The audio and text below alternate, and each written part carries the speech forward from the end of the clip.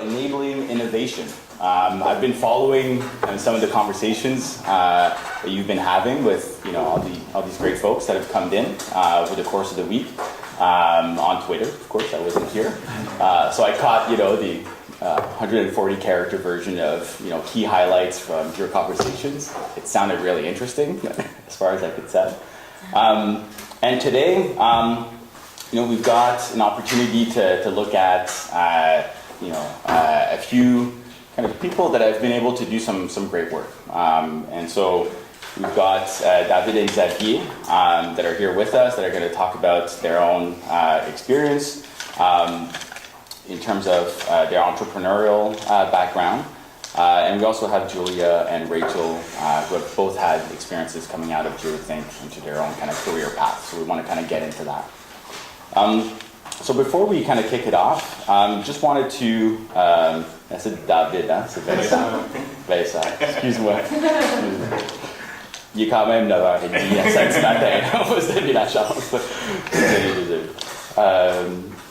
Okay, so I want to tell you a few things about Open North, okay, because we have the kind of privilege of being Canada's leading organization when it comes to open data. And we've done a lot of work on cities over the past few years. And I want to tell you a bit of our story and how we've evolved over time according to the way that conversation and the needs of cities has also evolved as open data has become more mainstream in cities and more broadly in the public domain. So Open North was founded in 2011. It came out of a group of activists in Montreal that had collaborated and worked through Open Montreal. You met Stéphane Guidouin. Stéphane Guidouin was one of our collaborators and really there to advocate and to make the case for an open data policy at the City of Montreal. Our approach and our objective was very, very clear. There was a lot of different things that we could do and that we did do, but it was important and essential that the city adopt an open data policy in order for us to really kind of entrench the change that we wanted to see here in Montreal. Not every civic-minded initiative on open data has the same approach. Sometimes you'll find groups that focus more on the tech side. They'll want to create kind of apps, prototypes, things like that. In the early days, we were looking more at like hackathons and things like that. But we did all of that, but we knew that in order for us to bring kind of systemic change at the city, it needed to be entrenched into law, into a policy. Okay, so that was really important for us. Once we started doing that, then Open North was founded, so there was that transition between Open Montreal and then Open North. And Open North was really a way of professionalizing the open data team. Right? So to be able to then kind of go out and talk to cities and talk to governments and, talk to them about open data and their plans and their change and all that, and then work with them to move that forward. So we did a lot of work around licenses and policies. We helped build some of the first open data portals in Canada. And then quickly we kind of came about and kind of went like, so what? If you build a nice open data portal, what's next? Right? Because it was very clear quickly that data users weren't showing up. So this whole model of like if you build it, they will come. We know now that that's failed, right? That doesn't really work very well, right? It's not sufficient to build a nice looking open data portal, but not have an engagement strategy, not have your roadmap, not have all these other things that really changes the culture and the capacity of cities to be able to engage and to be more responsive. So when we talk about enabling conditions, Open North then evolved and started doing like data inventories. We started focusing on open data standards, really looking at kind of the nitty-gritty of the formatting of the data structurally to be able to have the best kind of output from open data programs at cities. And now we're really focused on things like training and capacity building and engagement processes. Cities are kind of awkward friends that you might have, that are kind of trying to have a conversation with people and they don't really know how, or they don't necessarily have the right tools to do it. So, we kind of come in as intermediaries between them, go, what are you trying to say? Okay, and we kind of develop kind of tools and mechanisms to help them have a normal conversation with data users that come from a range of different contexts, right? So some of the projects that we're working on right now, and you'll hear more about it a bit later today, from Rachel especially, Open Smart Cities. So that's a project that we're doing, funded by NRCan Canada, really looking at data standards on geospatial data in smart city contexts, and also procurement data standards. So, when we first started doing open data, we kind of had to talk about potholes and garbage disposal and these type of kind of basic, problems. But what we really wanted to talk about was procurement.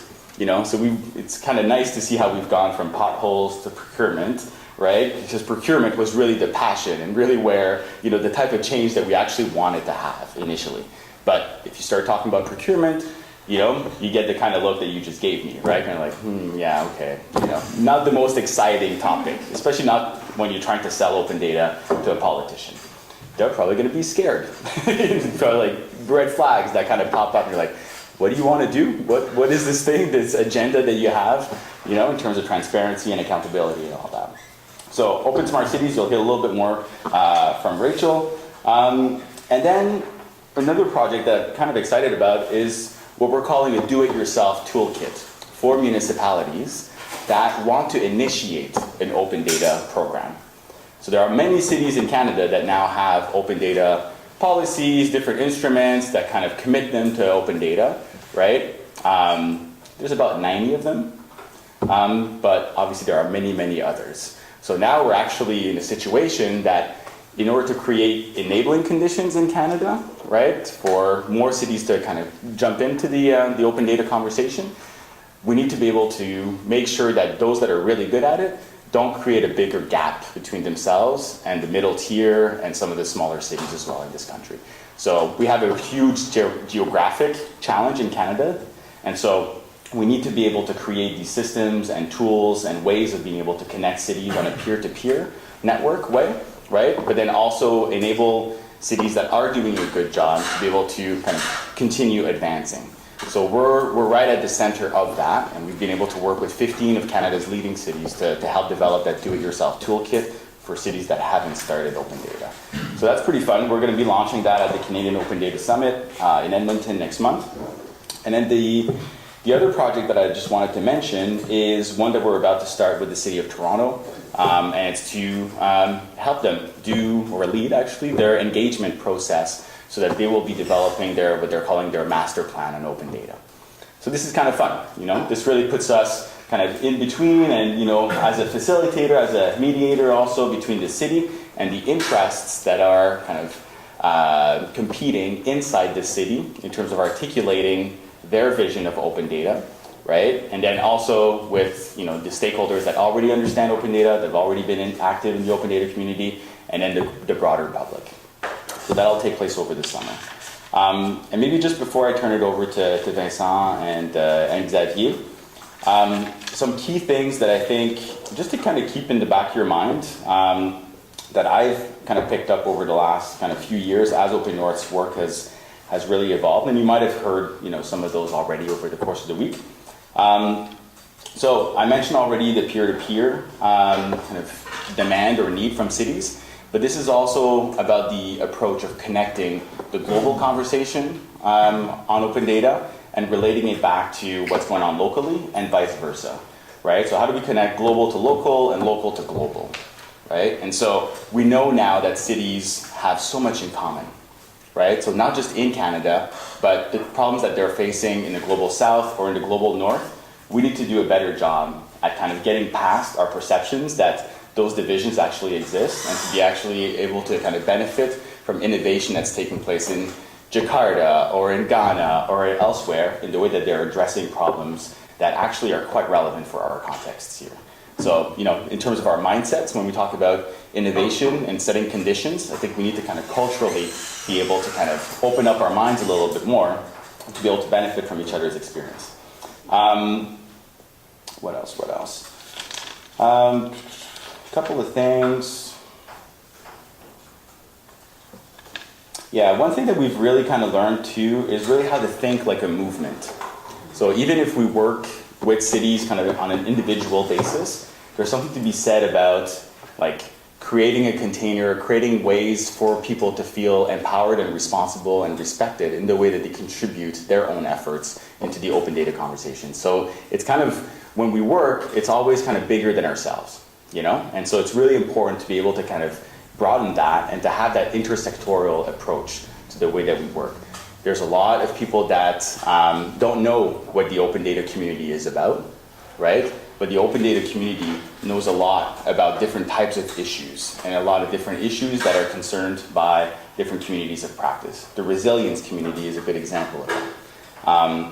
And so we need, as a community, to be able to insert ourselves and to weave ourselves into these conversations, whether it's on climate change and the fight against corruption or a whole range of issues. So what's the value of open data when we talk about these issue-based communities, right? Or else it's only going to be open data people talking to open data people. So that's a big challenge that we're facing right now. So I'll stop.